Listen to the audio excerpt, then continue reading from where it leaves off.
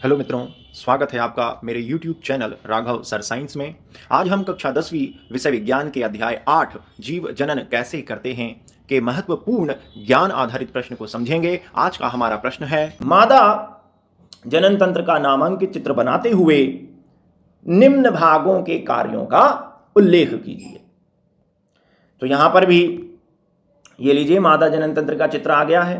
ये चित्र अक्सर परीक्षाओं में बनाने को आता है।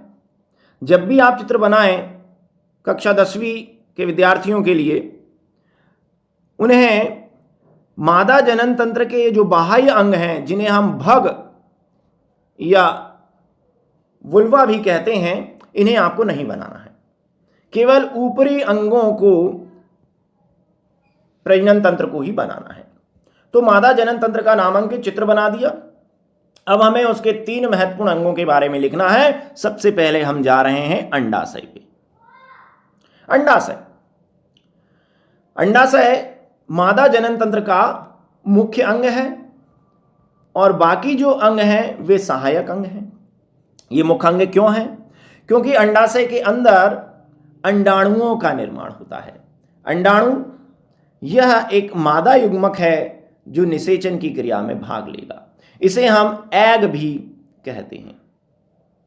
तो चूंकि अंडाशय के अंदर मादा युग्मक अंडाणु बनते हैं, इसलिए इसे मादा जनन तंत्र का मुख्य अंग कहा गया है। इसके अलावा अंडाशय के अंदर मादा लिंग हार्मोन्स का निर्माण होता है। मादा लिंग हार्मोन्स अर्थात फीमेल सेक्स हार्मोन्स, और वे हार्मोन्स हैं एस्ट्रोजन, प्रोजेस्टेरोन और रिलैक्सिन। ये हार्मोन्स मादाओं में या बालिकाओं में एक निश्चित उम्र के बाद, 10 से 11 साल की उम्र के बाद, बालिकाओं में महिलाओं जैसे लक्षणों को विकसित करते हैं। अर्थात बालिकाओं को परिपक्व अवस्था में बदलने का कार्य करते हैं। इन्हीं हार्मोन्स के प्रभाव से बालिकाओं की आवाज का पतली हो जाना, उनमें स्तनों का विकास होना, उनके नितंब का आकार बढ़ जाना, शरीर में विशेष स्थान पर वसा का जमाव आ जाना, मासिक धर्म की शुरुआत हो जाना, जननांगों पर बालों का आना इत्यादि लक्षण इन्हीं हार्मोन्स के प्रभाव से बालिकाओं में विकसित होते हैं। इसलिए हार्मोन्स शरीर के लिए बहुत जरूरी हैं।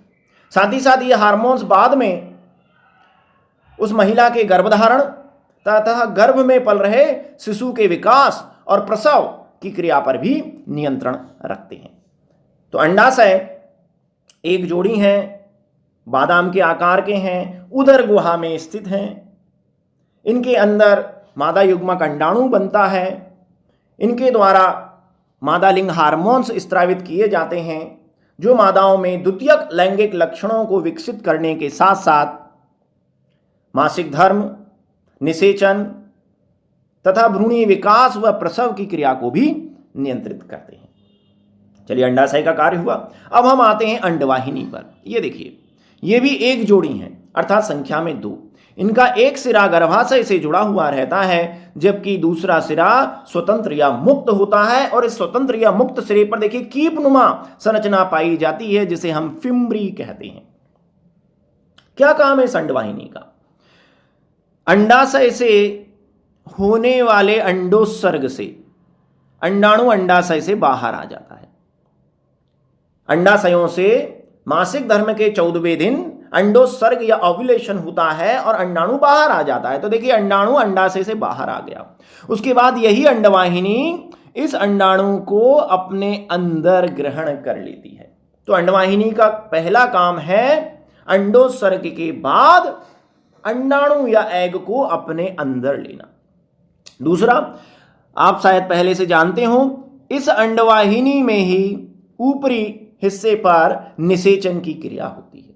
निषेचन अर्थात शुक्राणु और अंडाणुओं के मिलने की क्रिया भी अंडवाहिनी के अंदर ही होती है। अर्थात ये निषेचन के लिए स्थान प्रदान करती है। इसलिए हम अंडवाहिनी को निषेचन नलिका भी कहते हैं। तो अंडवाहिनी के 2 कार्य हो गए।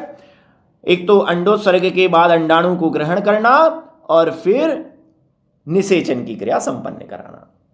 अब हम आ जाते हैं गर्भाशय पे।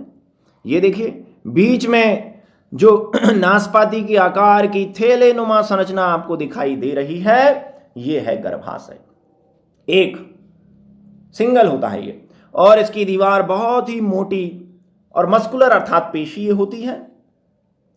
एक क्या काम करता है, अगर अंडाणु का निषेचन हो जाए तो यह उस निषेचित अंडाणु या भ्रूण को ग्रहण करता है। ये गर्भाशय के अंदर ही भ्रूणीय विकास की क्रिया होती है, अर्थात भ्रूण शिशु में बदलता है। ये गर्भाशय की दीवार से भ्रूण प्लेसेंटा द्वारा जुड़ा हुआ रहता है, तो गर्भाशय के द्वारा भ्रूण को या शिशु को पोषण मिलता है। साथ ही साथ 9 महीने पूरे हो जाने के बाद यह गर्भाशय सिकुड़ता है और इसकी सिकुड़ने से प्रसव पीड़ा उत्पन्न होती है और बच्चा जन्म लेता है। तो गर्भाशय कितना महत्वपूर्ण है, ये निषेचित अंड को ग्रहण कर रहा है, ये भ्रूणीय विकास को नियंत्रित कर रहा है, ये विकसित हो रहे भ्रूण को पोषण दे रहा है तथा प्रसव पैदा कर शिशु जन्म में भी मदद कर रहा है। तो ये तीनों अंगों के महत्वपूर्ण कार्य आपको लिखना है जो यहां पर समझाए गए हैं। उम्मीद है यह वीडियो आपको बहुत पसंद आया होगा। इसे अधिक से अधिक लाइक तथा शेयर कीजिए एवं ऐसे ही अन्य शिक्षास्पद वीडियो को देखने के लिए मेरे चैनल को सब्सक्राइब कीजिए। बहुत बहुत धन्यवाद।